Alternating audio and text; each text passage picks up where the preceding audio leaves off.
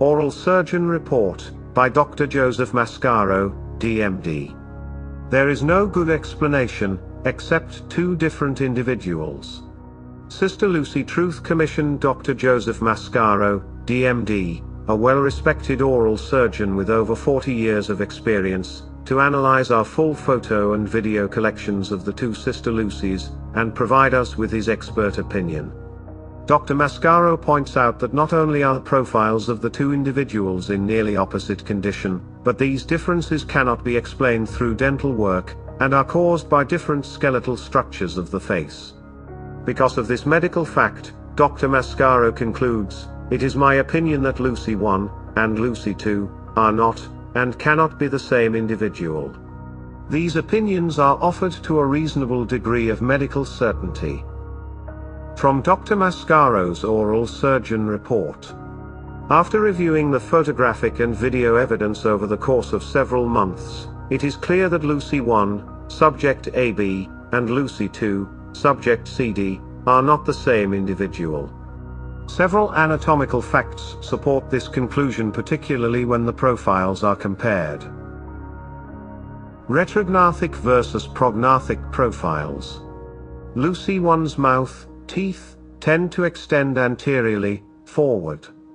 In other words, her mouth area sticks out relative to her other facial structures.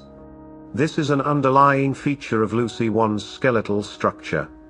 This skeletal structure would not significantly change if all of her teeth were extracted and dentures worn. In contrast, Lucy 2's profile presents a nearly opposite condition, a prognathic profile with a concave appearance.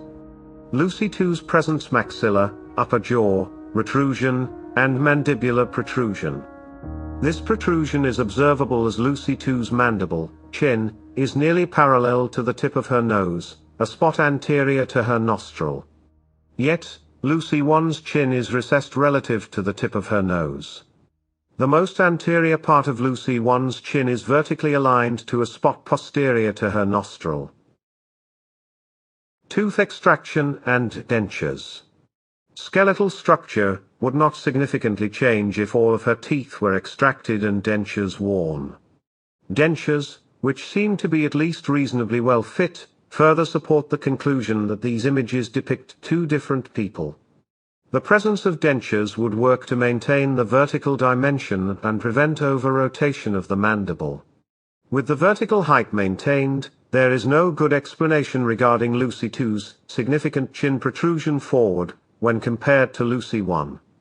In addition, Lucy 2's facial height does not appear radically different than Lucy 1, which, again, supports the opinion that removal of all the teeth is unable to account for the marked change in profiles, particularly the mandibular protrusion.